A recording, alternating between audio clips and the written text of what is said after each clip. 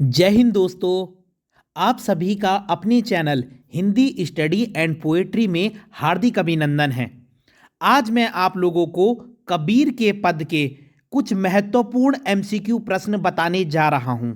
मैंने पहले भी इस पाठ की एक वीडियो बनाई है जिसमें मैंने एमसीक्यू प्रश्नों को एक्सप्लेन भी किया है।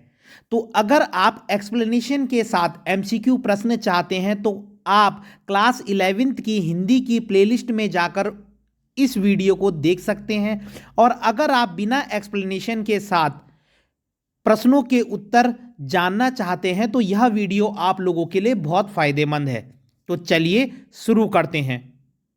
सबसे पहला प्रश्न है, कबीर का जन्म कब और कहां हुआ था? तो कबीरदास जी का जन्म सन 1398 में काशी में हुआ था। आप काशी को ही बनारस भी कहते हैं, तो 1398 इन काशी या बनारस भी कह सकते हैं। कबीर का पालन पोषण किसने किया था? तो कबीर का पालन पोषण नीरू और नीमा नामक जुलाहा ने किया था। कहा जाता है कि कबीरदास जी का जन्म एक विधवा औरत के गर्भ से हुआ था, जिसने लोक लाज के भय से शर्म के मारे कबीरदास जी को एक तालाब के किनारे छोड़ दिया। और ये पति पत्नी वहां पर से गुजरते रहते हैं और ये जो है कबीरदास जी को फिर अपने साथ ले जाते हैं और उनका पालन पोषण करते हैं। कबीरदास जी के गुरु का क्या नाम था? कबीरदास जी के गुरु का नाम रामानंद था, स्वामी रामानंद या रामानंद। कबीरदास जी की भाषा क्या थी? तो कबीरदास जी की भाषा थी सधु कड़ी या पंचमेल खिचड़ी।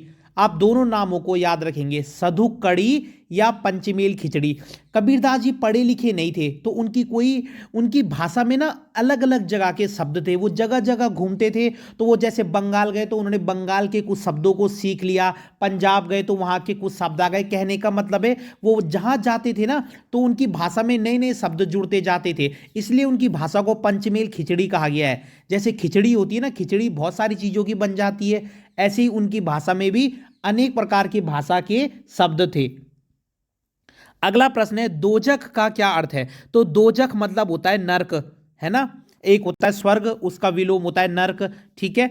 तो दोजख में कौन जाएगा? तो कबीरदास जी कहते हैं जो लोग ईश्वर को अलग अलग मानते हैं। अलग अलग मानते हैं का मतलब क्या है? जो हिंदू मुस्लिम में भेद करते हैं, ईश्वर अल्लाह में भेद करते हैं, है ना। जो लोग कहते हैं कि भगवान अलग होता है ना, ये अलग होते हैं, जो इनमें भेदभाव करते हैं, जो ईश्वर को अलग अलग मानते हैं या दो मानते हैं, वो लोग नरक में जाएंगे कबीरदास जी के अनुसार। कबीर के अनुसार ईश्वर कहाँ विद्यमान है? तो कबीरदास जी कहते थे ईश्वर कण कण में है, मतलब उसको ढूंढने के लिए मंदिर मस्जिद में जाने की जरूरत नहीं है। ईश्वर तो कहाँ है? कण कण में बसा है। मानव शरीर का निर्माण कितने तत्वों से हुआ है? तो मानव शरीर का निर्माण 5 तत्वों से हुआ है।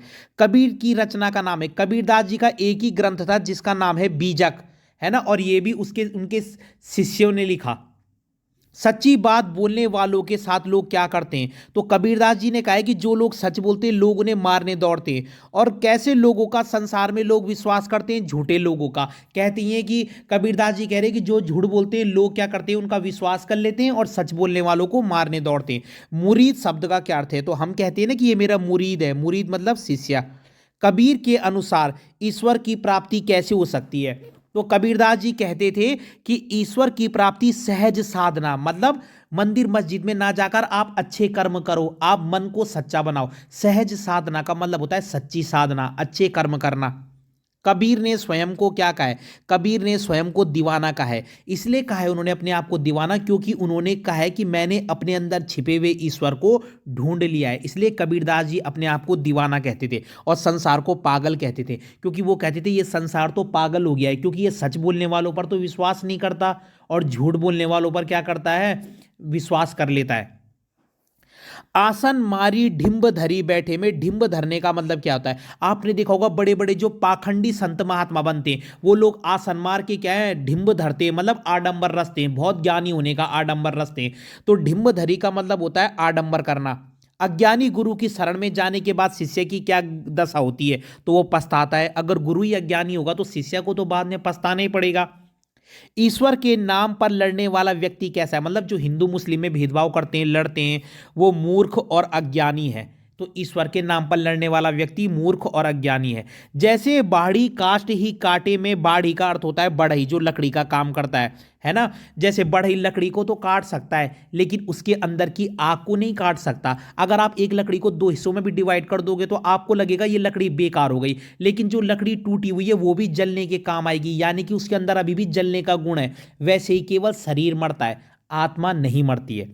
कबीर ने किसका खंडन किया है? तो कबीर ने जातीय भेदभाव और धार्मिक पाखंडों का, ये जो जाति पाति का भेदभाव है, ये धार्मिक पाखंड कर रहे हैं, इन सब का खंडन किया है। तो अगर आपको वीडियो पसंद आई हो तो लाइक कीजिए, कमेंट कीजिए और चैनल को सब्सक्राइब जरूर कीजिए।